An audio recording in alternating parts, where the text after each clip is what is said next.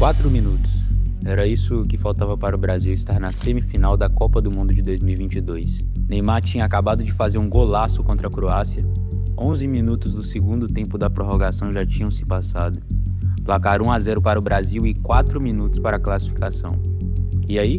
Você sabe o que aconteceu. Petkovic empatou, pênaltis e Croácia classificada.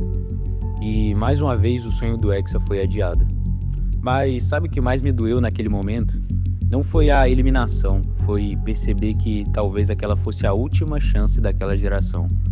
Casemiro já com 29 anos, Thiago Silva com 37 e Daniel Alves aos 38. Porém, alguns anos depois, eu tô aqui para te falar uma verdade que talvez você não queira ouvir, mas precisa ser dita.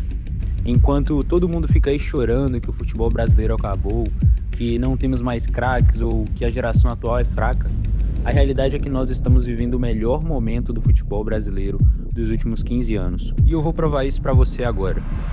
Vinícius Júnior, eleito melhor do mundo pela FIFA em 2024. Rafinha entre os 5 melhores na premiação da Bola de Ouro no ano passado. Endrick deitando no Lyon. Para você ter uma noção, em seus 3 primeiros jogos foram 4 participações em gols. Hat-trick na Ligue 1. Gols nas oitavas de final na Copa da França. É simplesmente absurdo. Estevão brilhando no Chelsea, João Pedro conquistando o Super Mundial de Clubes com apenas 3 jogos e 3 gols, sendo um deles na final. E detalhe, esse gol foi no seu 3º jogo pelo clube. E olha que eu nem falei do maior artilheiro e assistente da seleção, Neymar Júnior.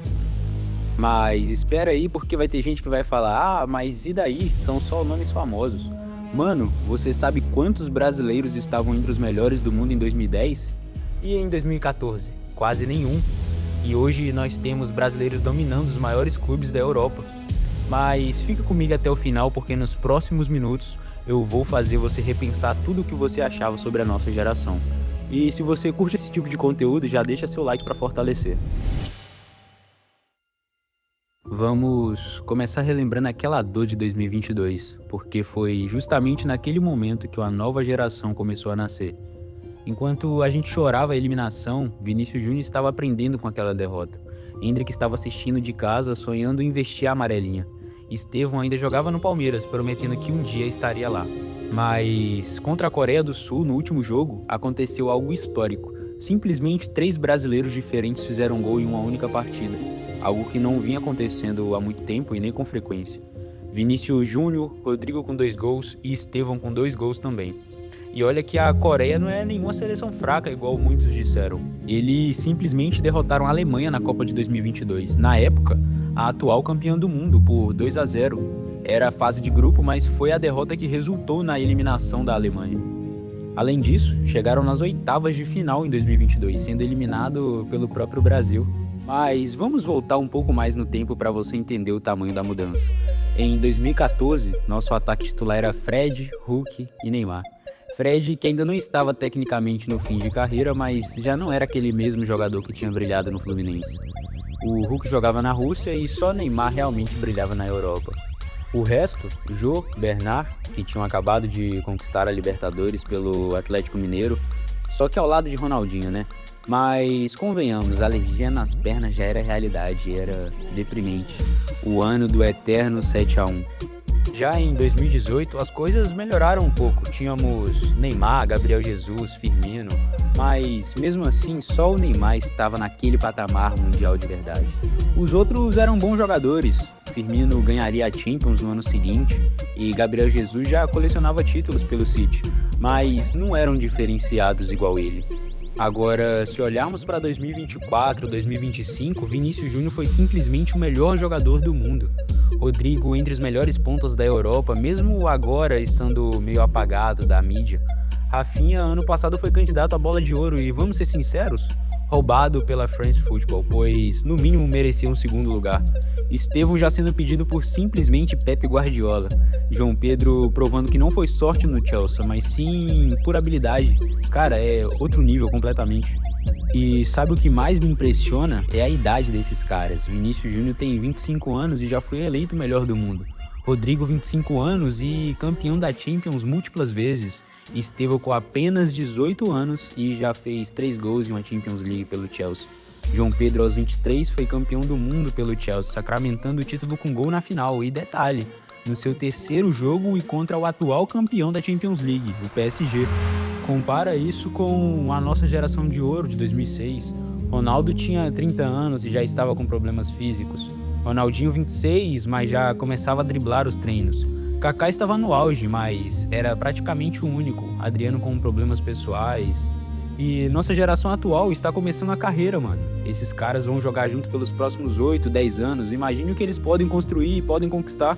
Mas aí você pode me falar, tá, mas e os resultados da seleção? Nós não estamos ganhando nada. E eu te respondo, paciência, irmão. Essa geração está se consolidando agora. Olha os números que realmente importam. Estevão, nos seus últimos 6 jogos pela seleção brasileira, fez 5 gols. E em apenas um desses jogos, ele jogou os 90 minutos. Já Endrick, nos seus 3 primeiros jogos amistosos pela seleção, também 3 gols. Ah, mas é amistoso, não vale de nada. Cara, foram simplesmente 3 gols contra a Espanha, Inglaterra e México. E detalhe, vindo do banco. Agora, imagine sendo titular e chegando mais consolidado para a Copa. E tem outro detalhe que pouca gente percebe. Esses caras jogam nos maiores clubes da Europa, disputam Champions League, Premier League, La Liga. Eles estão acostumados com pressão, com jogos decisivos e com o mais alto nível do futebol mundial. Em 2022, quando ganhamos a Copa, quantos dos nossos jogadores disputavam a Champions League regularmente? Poucos. Hoje, praticamente todo o nosso ataque titular e defesa também disputam. Eu vou te contar algo que eu descobri analisando os dados das últimas convocações. Desde que Dorival assumiu, nossa média de gols por partida subiu 40%. Isso é coincidência? Não, é porque finalmente temos atacantes de nível mundial jogando juntos. E olha só que interessante, contra seleções europeias, que tradicionalmente é mais difícil para a gente fazer gol, nosso aproveitamento melhorou drasticamente. Vencemos a Inglaterra por 1-0, empatamos com a Espanha por 3-3 num jogo épico, e isso não acontecia há anos. Mas tem uma coisa que me preocupa e eu preciso ser honesto com vocês. Existe uma resistência por parte da torcida e da mídia em aceitar que essa geração é especial. A galera tá perdida em nostalgia, sempre tem aquele papo de mas não é como antigamente, falta personalidade, não tem raça. Mas, mano, personalidade, o Vinícius Júnior enfrentou racismo na Espanha e se tornou o melhor do mundo. Rafinha saiu do Vitória, passou por Portugal, chegou ao Barcelona e hoje é top 5 bola de ouro. E convenhamos, merecia até ter ganhado, cara. Estevão com 18 anos deitando no Chelsea, Endrick aos 19 no Lyon. Se isso não é personalidade, eu não sei o que é mais. E tem outro ponto que ninguém fala, a diversidade tática dessa geração. Vinícius Júnior é explosivo pela esquerda, Rodrigo é versátil e pode jogar em qualquer posição do ataque. Rafinha tem finalização e uma visão de jogo absurda. Estevão é puro talento técnico e João Pedro e Endrick são finalizadores natos. Compara isso com 2006, Ronaldo e Adriano disputavam a mesma posição. Ronaldinho e Kaká tinham características similares. Hoje nós temos peças que se complementam perfeitamente. E olha que eu sei que tem gente que vai falar, mas e o Neymar? Você não falou dele ainda. Cara, o Neymar é um caso à parte. Mesmo aos 33 anos, 34, né, que fez recentemente, mesmo vindo de lesão, ele ainda é diferenciado. Se ele conseguir enxergar bem de fato para a Copa de 2026, imagina só esse ataque. Rafinha pela esquerda, Estevão na direita, Neymar de 10 armando o jogo e Endrick de 9. E tendo como opções Vinícius Júnior, Rodrigo e João Pedro. Isso sem contar que ainda temos Igor, Thiago chegando forte. O cara tá atrás apenas de Haaland na artilharia da Premier League. Matheus Cunha, Savinho, que se chegar bem pra Copa é uma ótima opção. E além de outros talentos que estão surgindo por aí. Cara, nossa linha de produção não parou, só tá cada vez melhor. E não é apenas ataque, não se engane. Marquinhos é o atual capitão do PSG, campeão da Champions e do Intercontinental. Gabriel Magalhães do Arsenal para fechar essa dupla de zaga com Marquinhos. Imagine Matheus Cunha e Casemiro como volantes, Éder Militão que se enxergar bem para a Copa, esquece. Alisson, John, Ederson e Hugo, atual campeão da Copa do Brasil e da Supercopa como opções de goleiro. Uma coisa importante que vale ressaltar é que desde 2010, essa é a primeira vez que temos 5 brasileiros entre os 20 melhores atacantes do mundo segundo rankings internacionais.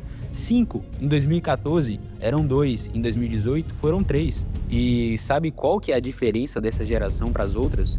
Mentalidade europeia. Esses caras foram moldados nos maiores clubes do mundo.